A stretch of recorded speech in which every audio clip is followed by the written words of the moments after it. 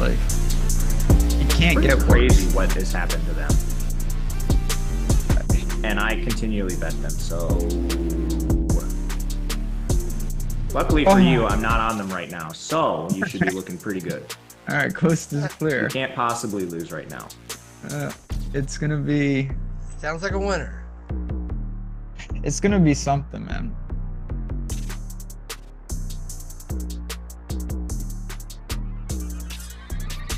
But I'm ready. Woo-hoo. Good morning, friends. We're back in business here at Stochastic. You know what time it is.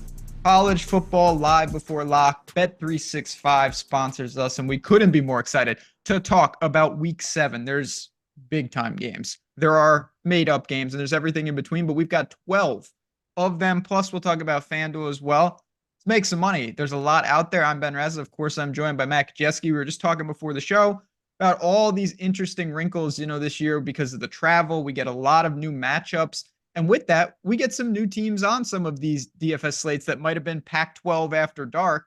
Not the case this year. So how are you feeling as we get into another week? Yeah, now Big Ten after dark. That's right. I'm feeling good. I love college football. This is the best viewing slate we're going to have maybe all year. A little bit of trepidation there because there's so many good games coming down the road too. But I mean, you have 2 undefeated Big Ten teams. You have Red River, LSU, Ole Miss. And I mean, if it was last week, Iowa, Washington would be near the top of the list. There's just so many good games, and some of them are going to get forgotten, man. But yeah, if you're at a wedding, I would fake an illness right now and get to your hotel room immediately. Absolutely. Absolutely. You should not be out doing anything besides college football related activities today. Maybe some MMA later, but you know what? We've got you covered with all that. Chat, I see you guys ready to rock. Appreciate you all. If you're new to the channel, by the way, you did miss to be part of the first 100,000, but you could be part of the second 100,000 here at Stochastic. If you like what we're doing, press subscribe. Make sure you hit the like button.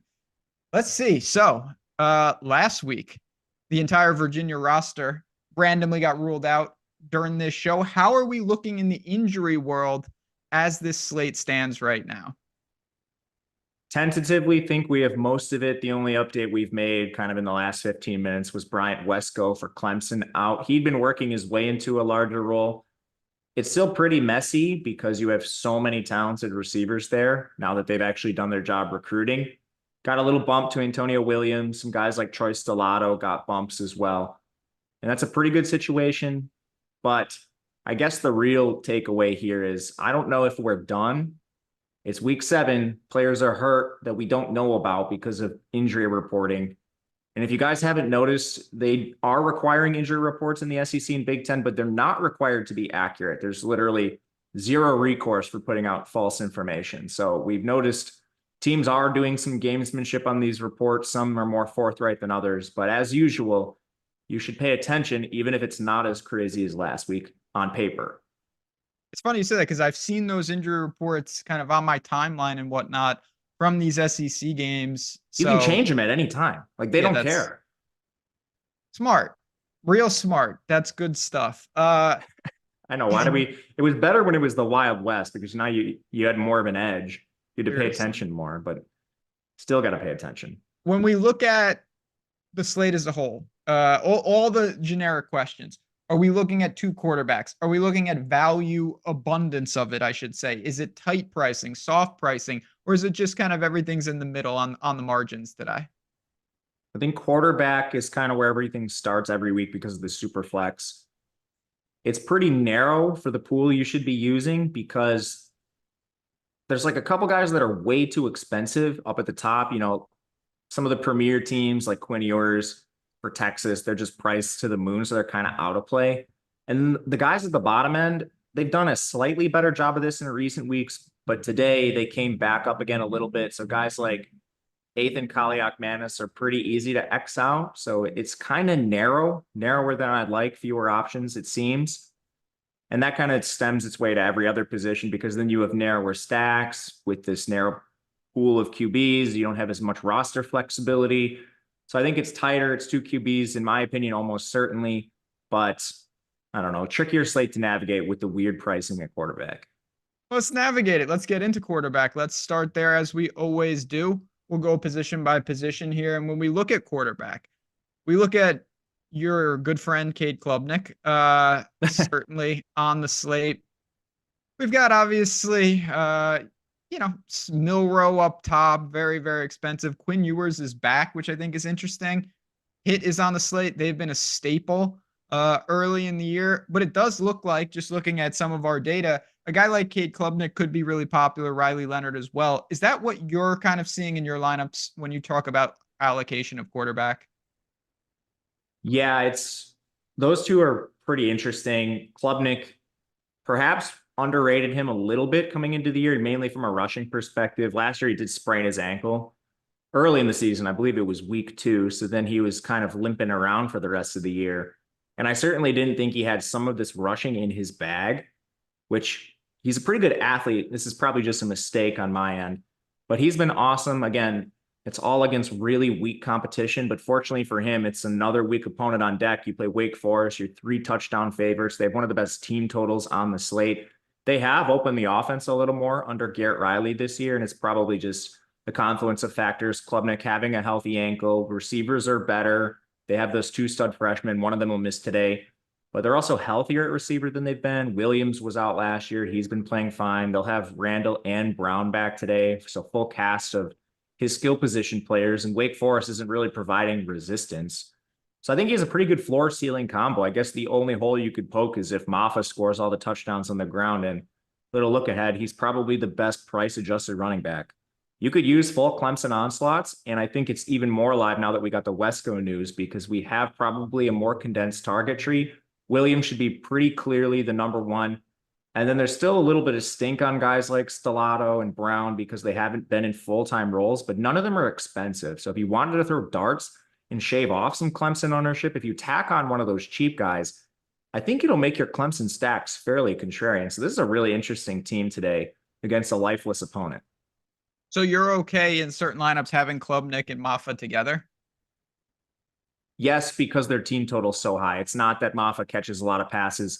His pass catching role has actually been pretty concerning this year, but if you look at underlying stuff, his route share is still to the moon. So if they ever get in that sort of game script, I wouldn't be worried about that. He should catch passes. They just haven't been tested. Like every single game they've played has basically been some form of blowout, lost to Georgia, and then they've killed everyone else. So they haven't needed to throw to him. And Maffa honestly has a ceiling that probably hasn't been reached yet.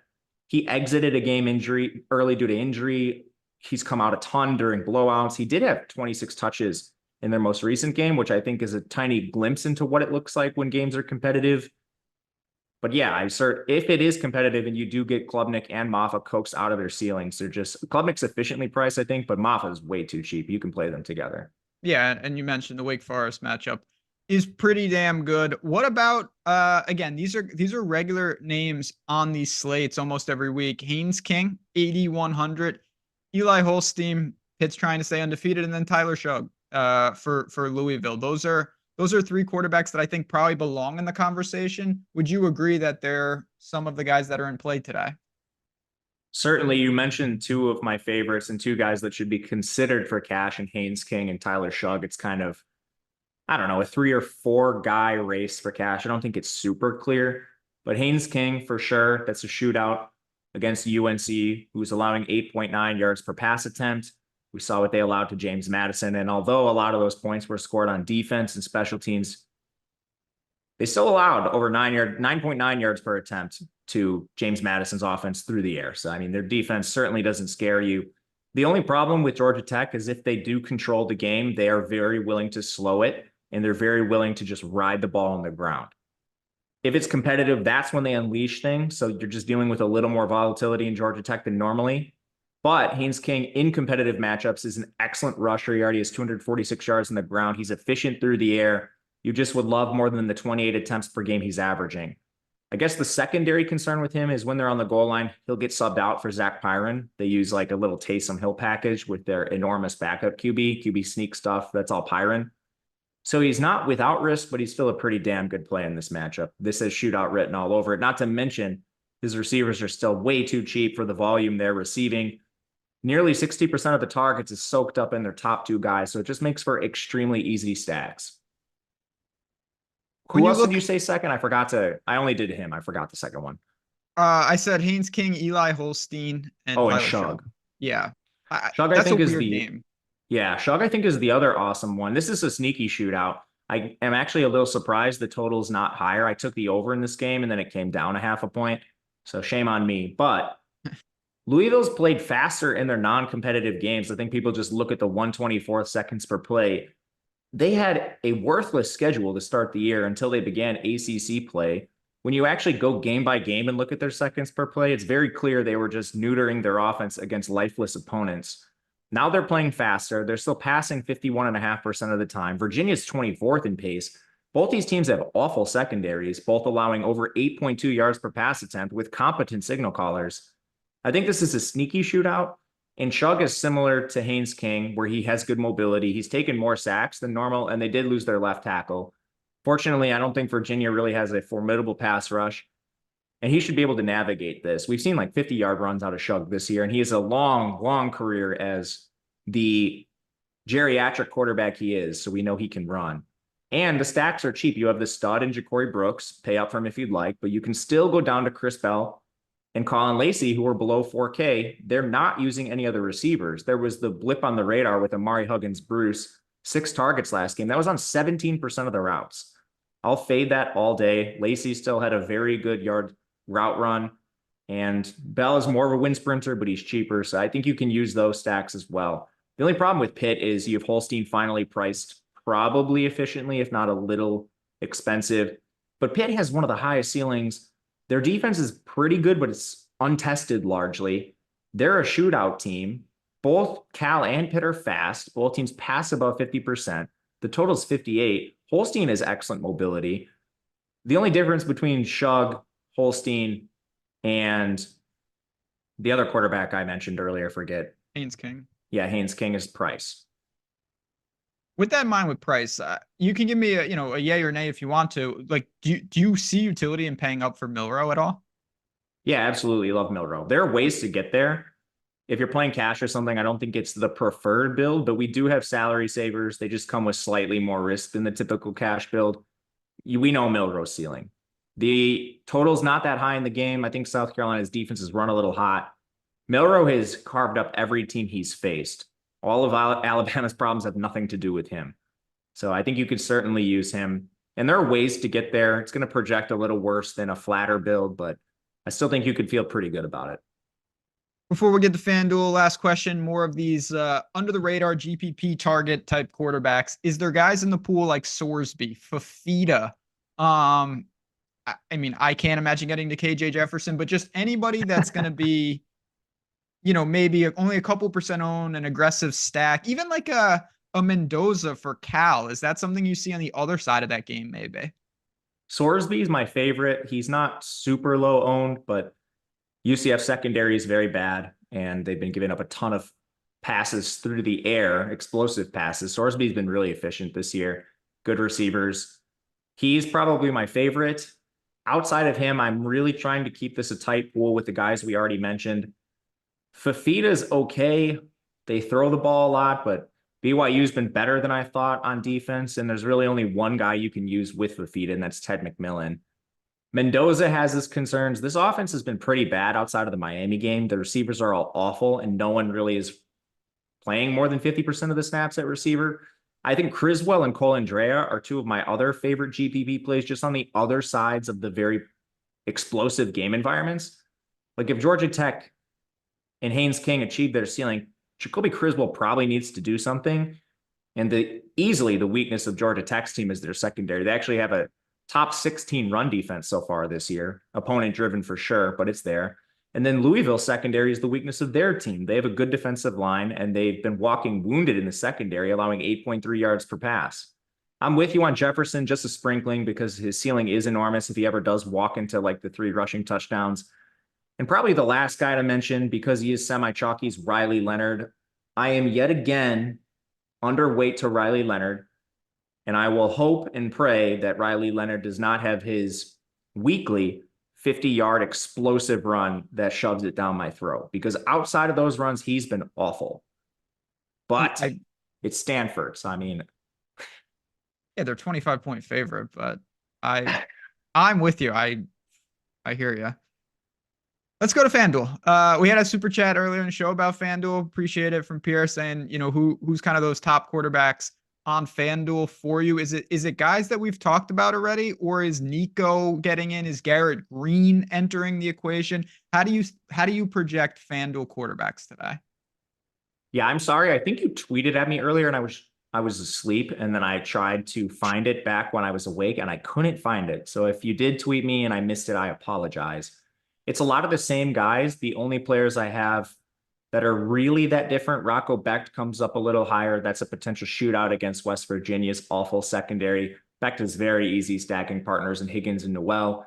I did get some Dylan Gabriel. He's priced down over there at 9,400. Very difficult matchup, but you rarely see a guy like Gabriel at this price. So I'm willing to throw some darts.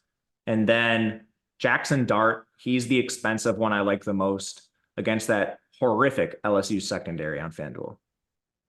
That's going to be a game. I have to ask. I have to ask you because he deserves to be in the show right now.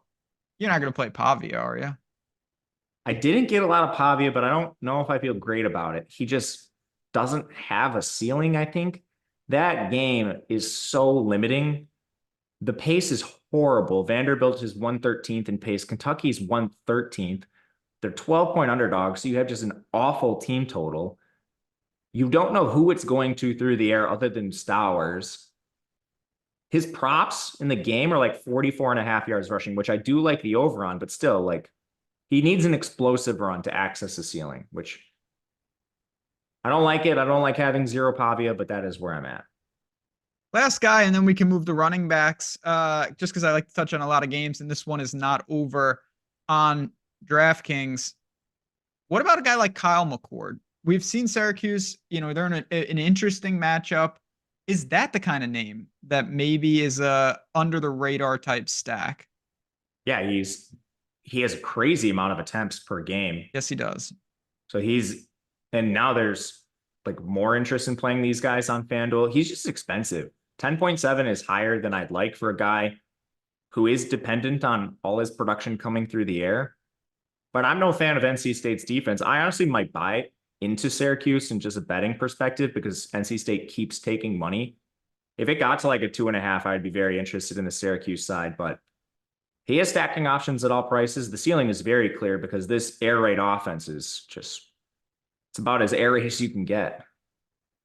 No doubt about it. And of course, I'm going to be talking about multiple ways to get involved here, whether you're looking for ownership and projections. Obviously, sim tools, we've got you covered. All the same process for every sport here at Stokastic. Those links are below. If you're looking for betting advice, you've got 2 great Discords between me and Matt right here available in the marketplace over on Tails. Those links are below. Just good stuff. Wanted to mention that right off the bat for a lot of people. Come sweat some college football with us today. No better time to do it. But let's talk about some running backs. Let's see what we've got. You mentioned already that Maffa is a cash staple. He could be the highest owned player on the slate. Is Isaac Brown kind of 1B if Maffa is 1A? I guess, but I don't feel great about Isaac Brown. They're going to use 3 backs. You will see he had the exact same carry count as Donald Chaney last week, and Keywan Brown still had 3 carries himself. Not to mention they're giving Lacey carries in the run game every single week. It's not a lot, but he'll have like a carry or 2. The only real difference is Isaac Brown has the very clear pass catching role. So 11 targets over the last 2 games. That is a big difference between him and Chaney. But I think that's kind of accounted for in price. Ultimately, the real answer is they're both probably too cheap. But it's not like Isaac Brown has this backfield to himself. So I think there is some risk there. He's the same price as, Kobe Pace on the other side, who I think is the better role. He's an underdog. So certainly the projection takes into account Vegas and Louisville being a 7-point favorite, but I don't think he should be drawing this much ownership. I'm actively trying to come in slightly below the field on Brown because it's a 3-back committee and we're just slamming this into ownership. I don't know. And plus, that's the strength of the defense on the other side, if you want to call it that. So yeah, I'm trying to navigate Brown carefully. If he's going to be super owned, which we have him like 40%, I haven't checked recently. Yep. That's what it was earlier. Yeah, I mean, at 40%, why wouldn't you just go down and play like Pace, or even in the same game, play Chaney at a fraction of the ownership and save some salary there too. At least that's something I'm trying to do. Anytime I've done this, it's just gotten shoved down my throat. So maybe you guys should play Brown. If you go the other direction and you want to allocate some salary to running back, you certainly can. And two guys that come to mind, Caleb Johnson, certainly a busy role for Iowa. And then Desmond Reed, who's just been unbelievable. People are going to want access to that Pitt game, no doubt about it. So I got a couple questions with Reed. One, can you pair him with Holstein? And two, are you willing to just pay $9,400 for him independently?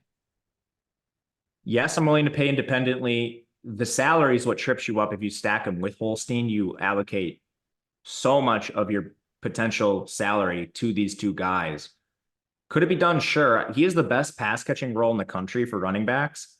He has a 15% target share. He's averaging 8 targets per game over his last 3 games. He had 11 targets in their last contest. I mean, this is no joke. He's averaging 80 receiving yards per game. He's had some crazy explosive plays. But I mean, you can't find a better pass catching back in football right now than Desmond Reed. So I'm certainly interested in playing him solo. The only thing tripping me up is the price on him and Holstein combined. Yeah, also, Rodney Hammond was an afterthought.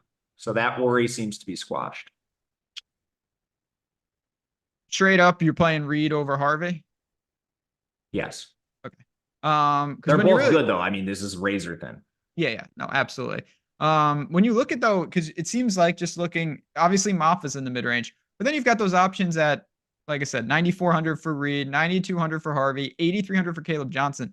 Then you've got the interesting, the Notre Dame situation, which we always talk about. Jeremiah Love on the slate. You've got Kiner at 57, Monangai at 76, Jamal Haynes at 6K. I know I'm jumping around, but why I'm grouping them, that seems to be the next tier of options for us. Is there a guy that you think price adjusted deserves more allocation than the rest? These are awesome GPP plays because most lineups I think are going to be some configuration of Maffa, who's 6'5". He should just be enormously owned. Isaac Brown or another cheap back, whether it's Pace or someone else, you probably have one cheap back, and then you have enough for a stud, whether it's Hampton, Reed, I don't know, Caleb Johnson, Monangai. One of them is probably going to be in these lineups. So that gives you like an interesting opportunity to play another mid-range guy and then maybe go up at receiver to maybe get rid of some ownership. Like Kiner, I think, is an awesome play. He's coming off the injury, but he just had the bye week to heal up. There's been no real risk that he misses this game. He's been practicing right from the start, and his role is awesome. They also had injuries to Evan Pryor and Chance Williams. Didn't play in their last game. He's less likely to play today. So you might just be dealing with a narrower running back distribution than normal in Cincinnati. UCF's defense is a little better up front, but he's a good pass catcher as well. No real problems there. Jamal Haynes on the other side of the Georgia Tech game. A lot of people are going to be playing Haynes King, of course. Some of Haynes's workload has been limited because he fumbled and then he got benched. They went right back to him, so not super concerned. But Jeremiah Love is another player in this price range I think is ripe for tournaments. I think the 6K range outside of Maffa is just going to go overlooked because you're funneled to Maffa, cheap, expensive for your 3 running backs. He has a ceiling. It's largely through explosiveness because they won't give him a full workload. But I guess we did see Price fumble in their last game. Rhetoric out of Notre Dame is that they're not going to punish him, but Love hasn't done that, so he's probably a little safer. Tawi Walker's kind of in this range too, coming off a monster 19-carry game, multiple touchdowns. It appears they're still going to use multiple backs, but you could definitely still get to him. And then, of course, you have the Penn State guys playing USC's lifeless defense. No one is clicking Penn State today, which I get. It's a timeshare, but you might see them run the ball 40 times. You had to pick one. Would it be Singleton or Allen? It would be Singleton. He's just played better this year. That could be mitigated because he was, on the injury report. He didn't play last week. So maybe his explosiveness is somewhat depressed. But yeah, I'm going to play a little bit of them both. In terms of Georgia Tech, because they are, I think, a very important team here, are you okay in the same concept as what you talked about with Clemson in terms of onslaught, where you would have, say, Haynes King with Haynes, with Rutherford, and really consolidate a lot of touchdown equity, or does it just not work price-wise? It's way cheaper than some of the other situations, so you could do it. Like, Haynes King is a reasonable value at quarterback. Jamal Haynes is only 6K at running back, and then the receivers are all super underpriced. They should probably both be 1,000 more than they are. Any love? We talked about a bunch of teams, but I want to make sure we get to everyone. They're upwards. They're almost to 17-point favorites, and that means I'm talking about Texas. You think that Jaden Blue could have a game? He's another dude that keeps fumbling. He really He He got really benched in their does keep last game. fumbling. I don't know. I don't know what to do with Jaden Blue But because what about Wisner? I have a little bit of Wisner, and I think Gibson's even okay because one, that they're supposed to slaughter this team. Yes. And they've definitely taken their foot off the gas with Blue in those situations. And then two, do they just open this up a little more because Blue cannot hang on to the ball? I'm not a football coach. I don't know how they're going to approach this, but yeah, he's been awful. He has the like couple explosive plays, but then guy just can't hold on to it. I don't know. Interesting. A couple other guys. Again, I think these are going to be pivots or leverage plays. I'm just throwing out the names. Amarian Hampton for UNC, $8,900. Mr. Ott going against Pittsburgh. What is his deal? Obviously against Miami, complete. Just throw that out. What are these guys doing? Are they in play? Yeah, Ott needs to show it to me at this point. He just hasn't been able to play a full game. Won't be playing Ott until he proves he can stay on the field for more than 16 snaps. And then Hampton has maybe the best workload in the country. It's right up there. Certainly interested in him. Basically, you're hoping that volume gets there over the semi-difficult matchup because it's definitely not going to be easy. Let's go to FanDuel. Let's see what we can see over there. Again, it's no surprise. Maffa is going to project as the most popular play. But we do have some new names over there. One would be Dylan Sampson. Tennessee's in an interesting matchup. They're back home licking their wounds, but Florida comes in. Do you think a guy like Sampson can really feast against the Gators defense? He's 10,500, or would you rather $500 and just go get Reed? Sampson's a very good play. I have no real issue if you get to Sampson. I was surprised his workload has been so good, but they're just not using some of their backups that we thought, like Selden would have a better workload. He just hasn't. So I think you can get to him. Absolutely. No doubt about it. Humboldt, I just signed up for SimScore College Football DFS. Tired of losing on Saturday? Welcome aboard, my friend. Make sure you hop in Discord too, because if you have any questions on anything, we have a ton of people using these tools, new strategies. Hey, I boosted this. This is how I go about that. All sorts of good stuff in there. But welcome aboard. I want to ask you, looking at this slate, you alluded, we maybe both. I know I bet Ole Miss. I'm not sure if you did, but I did. Okay. Well, welcome aboard there. Is it Parrish's backfield? Is that what we're expecting? Do you think he consolidates enough volume to put him in play? Yeah, I like Parrish. We've done some pretty gnarly adjustments on the back end to account for that JJ Pegues goal line role, and Parrish, that is, projects extremely well. There have been reports that Ulysses Bentley is going to carry the ball more. I don't think people realize that Matt Jones is out. He's been the change of pace all season long. My read on that is just Ulysses Bentley probably takes exactly what Matt Jones was doing, no more, no less.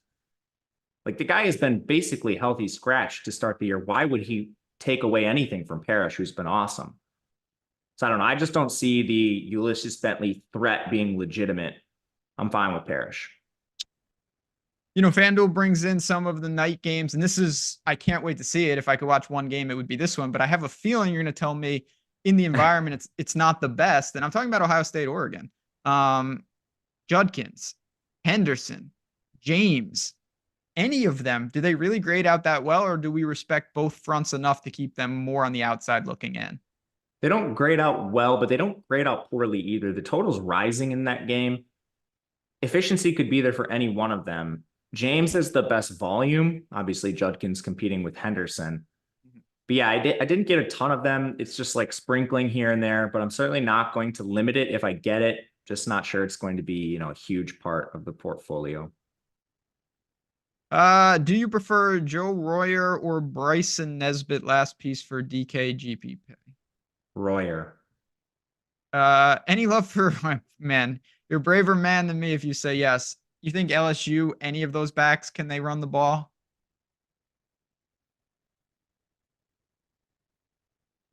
It's got to be the freshman or pass. What's that kid's name? I forget off the top of my head. I just don't have it. I have it right here. Caden Durham. I'm not sold on. I don't like LSU at all, just in general, and they really have not had success in that backfield. No, they haven't. They've been very bad.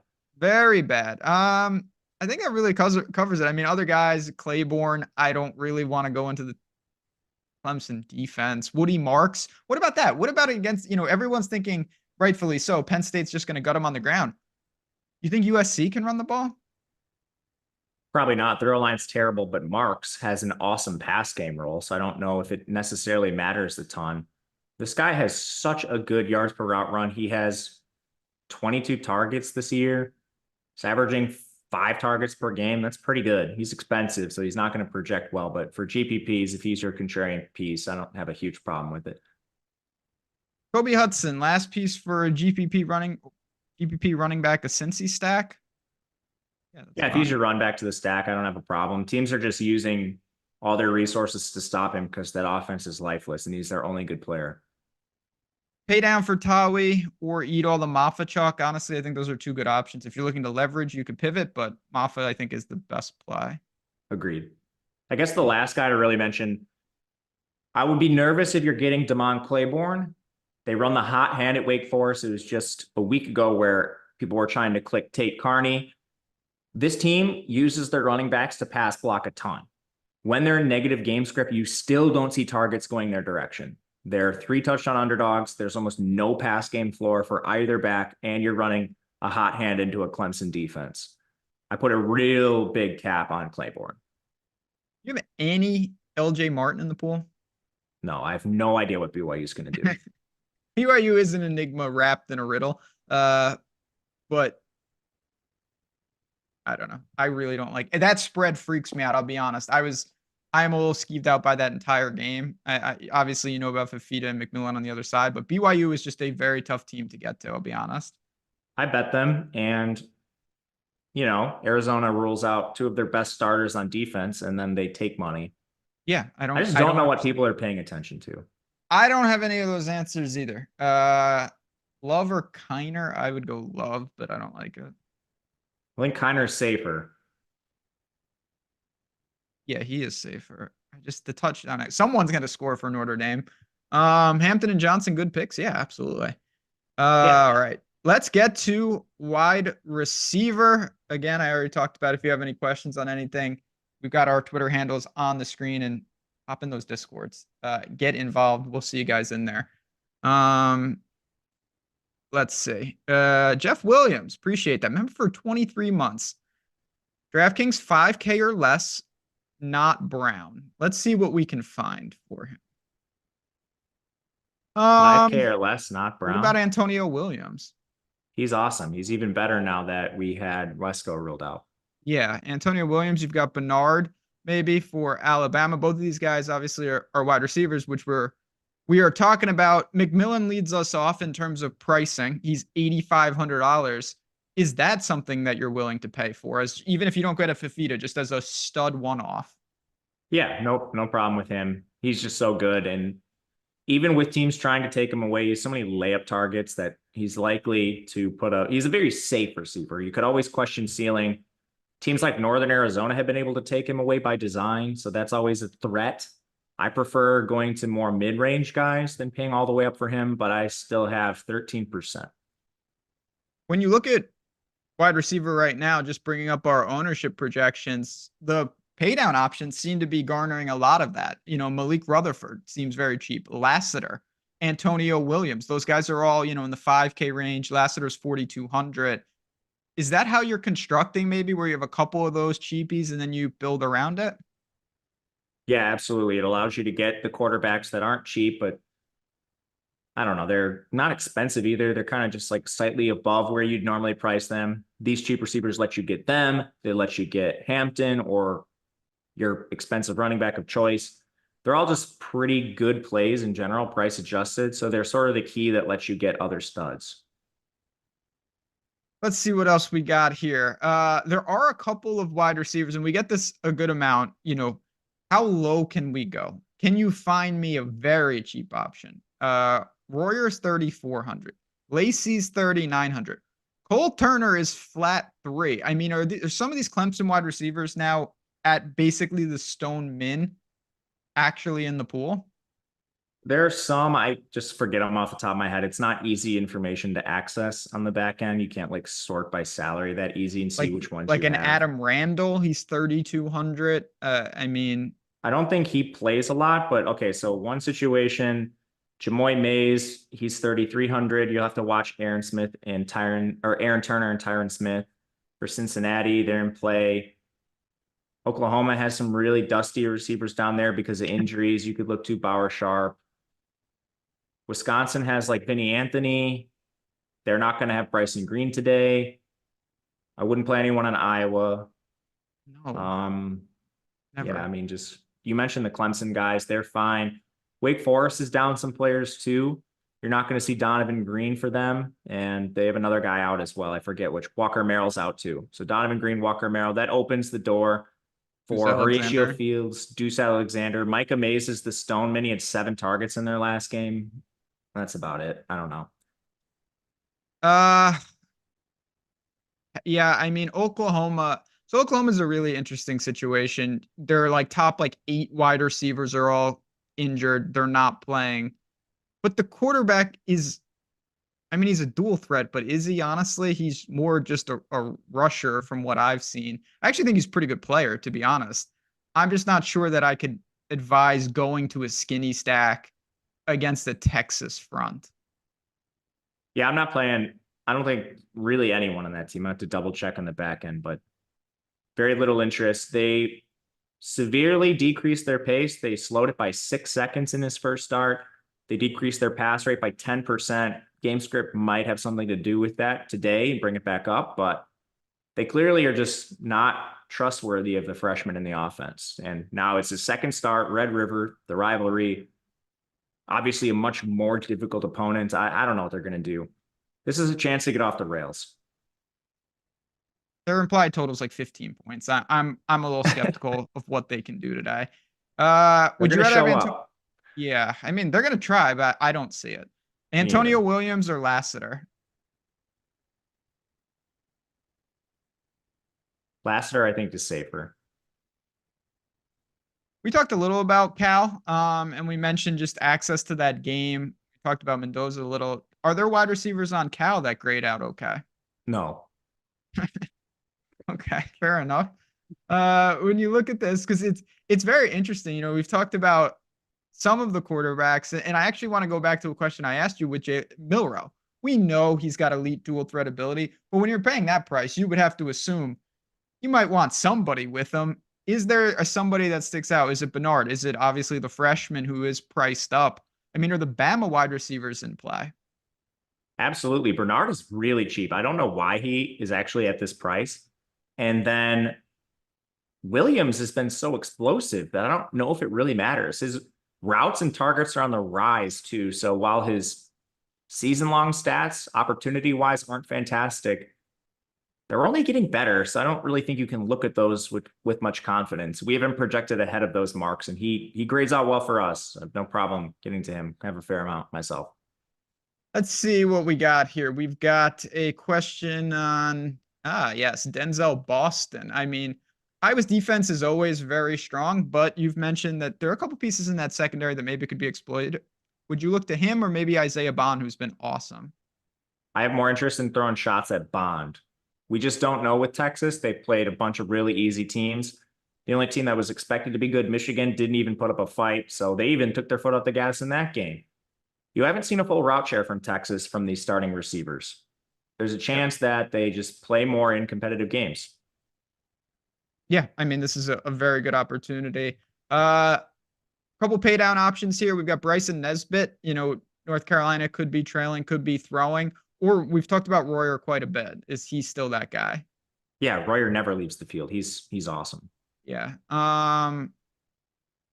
Jumping around a little bit, and we'll go to FanDuel right now. And if you guys, again, as we get later in the show, we'll take more and more questions, try to make sure we get everything in. It does seem, and you would know better than me, this is why one of the many reasons that you want to be in these Discords, injury information. It seems like Florida's getting back Wilson. Yes. Does that make it playable?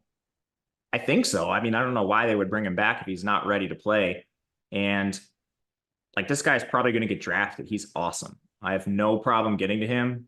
I'm not sure where I came out, but if he's a guy you try to get to, man, like I don't have any problem getting to him. Yeah, that's going to be a real interesting situation. Certainly they could and probably will be trailing. So I get it. Over on FanDuel, when we pulling up the data, guy jumps out. Iowa State, Mr. Noel, someone that we haven't talked about, obviously, just because of the slate itself. He's projecting really well, $7,500. That's probably why, because of the price. Do you like him today against a West Virginia secondary that we have railed on all week, all month on betting you? I mean, they're 131st in coverage. They're awful. And Higgins has a 33% target share. Noel has a 27% target share. And Noel left the game early. So when you see the difference in routes, it's like 86 for Higgins, 71.5% for Noel. These guys are in lockstep with their roles. So if you didn't have Noel miss a game, I'm guessing this would be exactly where Higgins is. Now you get the price discount because people don't pay attention to this stuff. I mean, he's just a rock solid play. Both of these guys are awesome. 60% of the targets is going to them, and it probably would be higher if Noel had stayed healthy. I mean, you absolutely cannot go wrong stacking Iowa State. I don't even think their offense is, they're pretty explosive because they're talented, but they don't try to play fast. They don't try to like do anything cute. It's just like kind of bare bones offense. And then they're so explosive and talented that they're still able to get it done. Now you have this lifeless West Virginia secondary on the other side. At price, I mean, can you draw up a better spot? I hear you. I mean, I like West Virginia in that game, and that's not at the expense of Noel. I think it's going to be a real good game. Hot take. Save this clip. And when I say save it, I mean internally, so then we can delete it when I'm inevitably wrong. West Virginia wins today. They're going to make the playoff. All you have to do is win this conference. I think people doing like their playoffs and talking about these teams forget that someone has to win the Big 12. It's going to be West Virginia if they win today. I love West Virginia, man. I have a future on them to win it. Like plus, yeah, I mean they start like off 10-1. Quite shaky, but West Virginia wins today. They're going to make the playoff. All right. A couple other guys. You mentioned, we've talked about, again, great game, maybe not the best DFS environment. Tez Johnson, he goes up against Ohio State's secondary. Can he have success? Is the volume there? 8,800, another guy on FanDuel who's, of course, not on the DraftKings slate. The volume is going to be there. It's just, can he have any efficiency? I don't know the answer. It's going to be very difficult. This is as hard of a matchup as you could possibly get. But yeah, I mean, this guy's probably he might have like 15 targets. Wait to see it. You're not getting to Gabriel, right? I know I'm working a little around, but I have a little bit of Gabriel. Okay. Malachi Fields or Ryan Williams? Malachi Fields. McMillan, yeah, but McMillan's absolutely in play. Can't go wrong there. We did have some questions on Retzlaff. Okay. You know, it's such a weird team. He's better at taking care of the ball. I still never really trust him. I'll be completely honest. That's not overly relevant for DFS, but they're in a competitive matchup against this team in terms of Arizona. Yay or nay, or are you just really not trying to get involved in a BYU situation on the whole? I have 5%ish, 5 and some change, running 150, so it's not a lot of lineups, but this total is really bad. I'd rather just shoot for some ceilings on guys like Colandrea, who are a little less owned. Not that Retzlaff is very owned, but I guess to poke holes in this offense is extremely slow. They're 119th in pace, so that even though they have a pretty balanced attack, it's only 29.5 attempts per game for him. And then he has been more mobile than he's been historically. I fear that that's just the result of them being down to like walk-on running backs, all of whom are back today. So I don't know if you still see the same designed attempt numbers. Like they've been all over the place.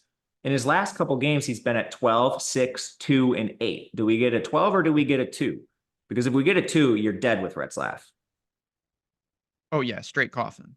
No doubt about it. Everyone's back in the backfield. Yeah, I worry about... Maybe I bet the under in that game. I have to look at that after the show. That's neither here nor there. Okay, a couple things. One, Any love for Mumfield? Yeah, hell yeah. He's in a great game environment. He's the #1 target for Eli Holstein. Anytime you get a pit attachment, it's pretty much okay in my book, to be completely honest. 2, we had a question from Joe. Building a parlay. A couple things about building parlays. 1, get over to OddsShopper and join the Tails Marketplace. Parlays are flying there all the time. 2, if you do like to do some betting and you build some parlays, let me take it from someone that knows. Parlays are high variance by nature. They can be a bankroll drainer. Use your bonus bets, use your promos. If you have Bet365 in your state and you haven't signed up there, take a couple minutes, sign up there. You put $10 in, bet $5 on any of these games we've talked about, then take $200 that they give you in bonus bets and bet parlays with it. It could be your parlay bankroll. It's that simple. These bonuses, they don't come around all the time. You get access to a cool book in Bet365. It's not in every state, so make sure it is in your state. But if it is, take advantage of it. There's no reason not to have a couple extra $100 to splash on a 7-leg parlay. If you hit it, you're off to the races. If you miss, you've been using bonus bets the whole time. It doesn't destroy your bankroll. You do have to be 21 plus, 18 in Kentucky. If you have a gambling problem, call 1-800-GAMBLER. But shout out to Bet365. That is a sneaky way to help boost that bankroll. Now, we'll take some questions here. We got about 10 minutes. All right. Interesting. All right. Isaac Brown and Kobe Hudson or Towie plus Rutherford. Say that again. Sorry, I'm building stuff. No problem. Isaac Brown and Kobe Hudson or Towie Walker or Rutherford. I would go to the Rutherford side personally, but what Agreed. is your take? I'm with you. Rocco Becker, Coandrea on FanDuel. Fact. Hampton or Maffa? Maffa. Yeah, it is Maffa. Ooh, this is a good one because I know you're a big fan of Bond. Bond or Mumfield? Mumfield. Man, it's just so hard to get away from that Pitt offense. How do we feel about Claiborne? You mentioned this. Wake Forest, not only do they do the stupid handoff, which pisses me off. You don't like the slow mesh? No, I don't like the slow mesh. The slow mesh is stupid, and it should be outlawed, and anyone that runs that offense should be banished. They run a stupid hot hand on top of running the mesh. I worry about a lot of things with Wake Forest today. Yeah, they don't throw to their running backs is the biggest worry. Doesn't that create... It's amazing. We have 10 minutes left, and now here comes the 10. Doesn't that create unnecessary fumble equity? Every time I see teams do the mesh, it's stupid. All right, let's see. It does lead to fumbles, yeah. Rutherford and Noel or Singleton and Higgins. I would go Rutherford Noel side. Agreed. Nesbitt or Lacey? That's close. Lacey. That is very, very close. I think you're coin flipping at that point. Mendoza and Ryan Williams or Retzlaff and Ja'Cory Brooks. We didn't really talk about Ja'Cory Brooks. I'm not, Louisville, I get it. Wasn't a guy that stood out to me, to be honest. Yeah, I mean, he's good.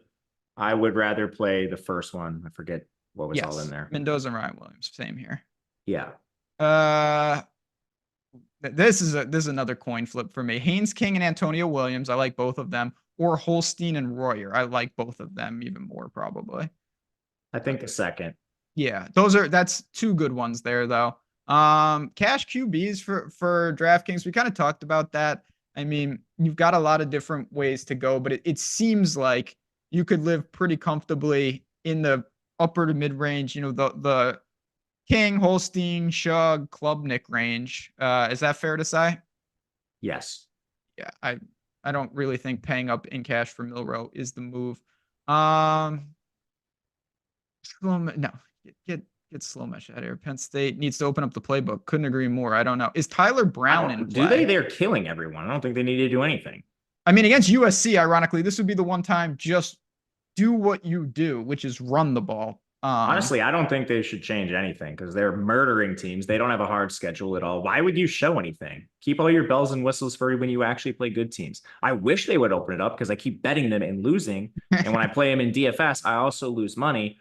But I'm starting to realize that this is just like a Kotelnicki thing. It's a gamesmanship thing. When you're playing these incompetent teams, why would you show anything?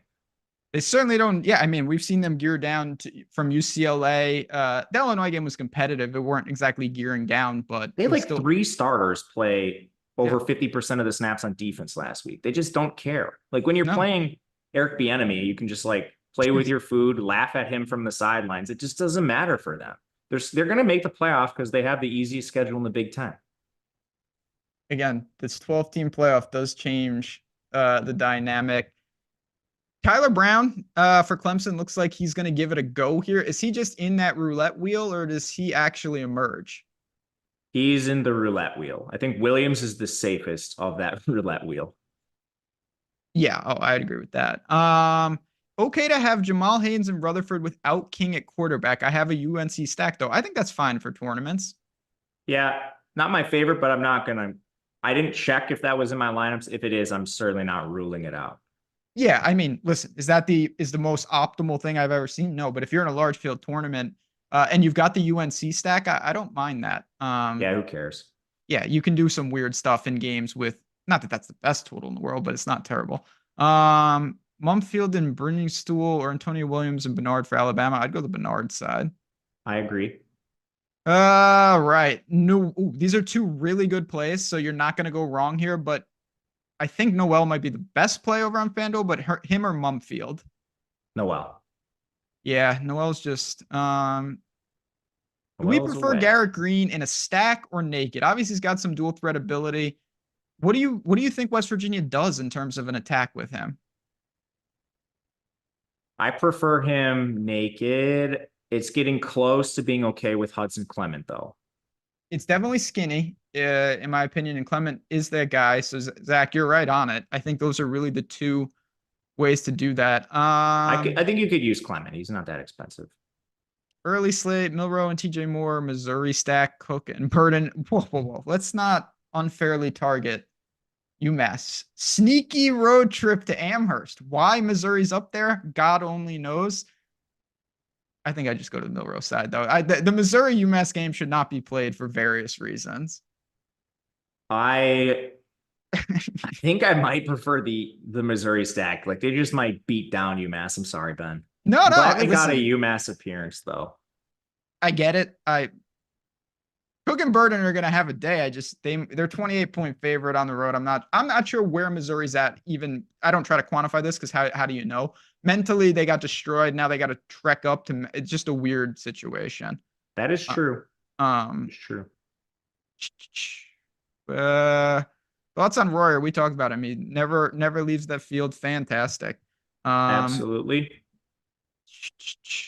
Isaac Brown or Matthew Golden? If it's a tournament, I think you could throw a dart at Golden. I'm a little worried about Brown, but he projects better for pretty good reason. Yeah, you're going to get a lot of them in the tools, no doubt about it. You can obviously look to the pivots, though. Anything else in terms of, I think what a smooth show, by the way. No phantom injuries. Everything's looking good.